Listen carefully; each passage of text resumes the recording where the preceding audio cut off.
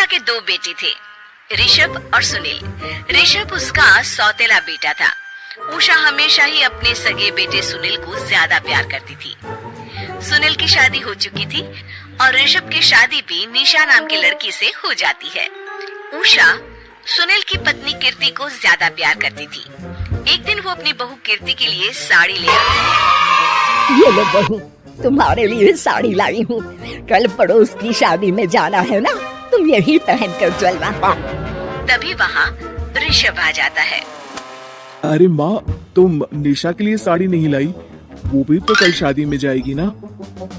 हाँ हाँ, वो भी जाएगी, पर उसके पास तो काफी साड़ी होंगी ना। अभी अभी तो शादी हुई है तुम दोनों की, तो उसी में से कोई पहन लेगी वो। ऋषभ ये सुनकर उदास हो जाता है। तब निशा कहती है, आप उदास क्यों होते हो जी? सही तो कह रही है मम्मी जी। मेरे पास तो बहुत साड़ियाँ हैं और सारी की सारी नई हैं। मैं उन्हीं में से कोई पहन लूंगी। वो बात नहीं है निशा। माँ मेरे साथ तो सौतेला व्यवहार करती ही थी, पर मुझे लगता था कि मेरी पत्नी के साथ वो ऐसा कभी नहीं करेंगी, पर उन्होंने तुम्हारे साथ भी वैसा ही व्यवहार किया।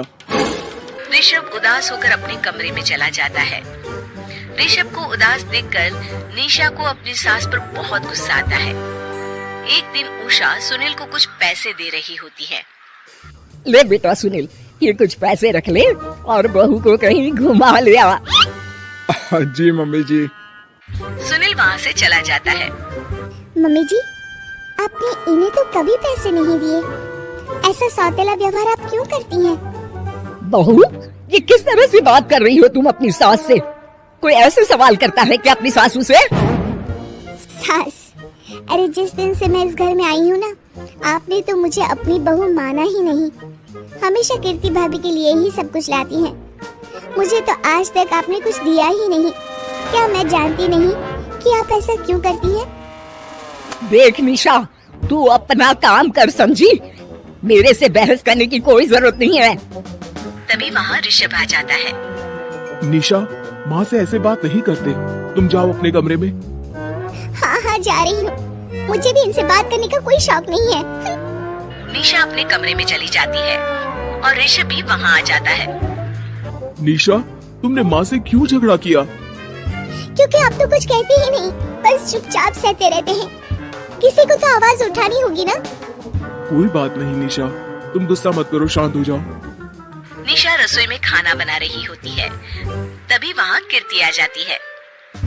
निशा, तुम मार्केट से ये सामान ले आओ। मैं क्यों जाऊँ? आप भी तो जा सकती हो ना। दिख नहीं रहा कि मैं खाना बना रही हूँ? हाँ तो क्या हुआ, खाना बनाने के बाद चली जाना। हाँ हाँ, खाना भी मैं ही पकाऊं, बाजार जाकर सामान भी मैं ही ले आऊं। खुद तो कुछ करोगी नहीं, है ना?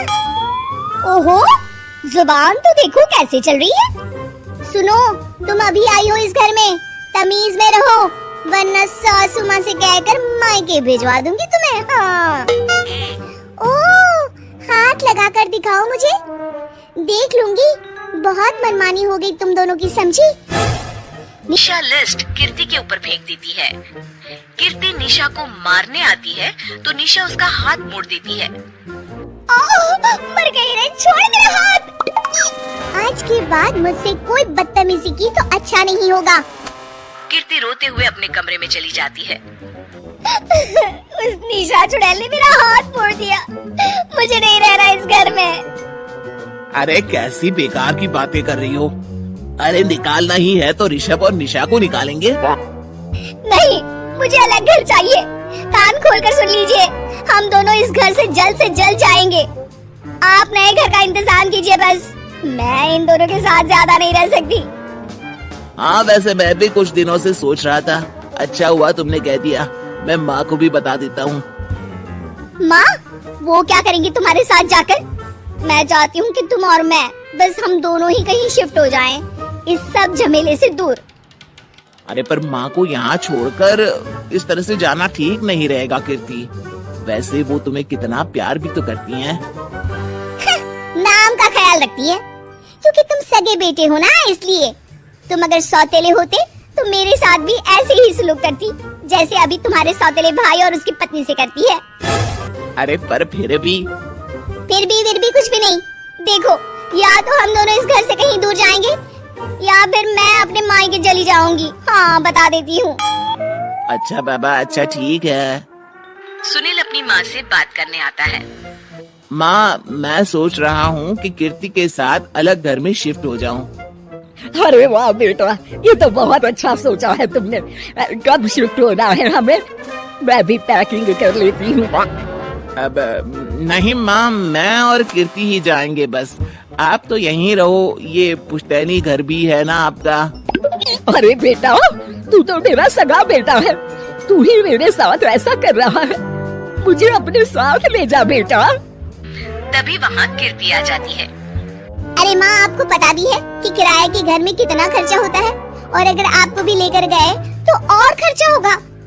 आप तो बस यहीं रहो इसी घर में। कोई बात नहीं सुनील, तुम लोग चले जाओ। माँ यहीं रहेंगी हमारे साथ, हम माँ का ख्याल रखेंगे।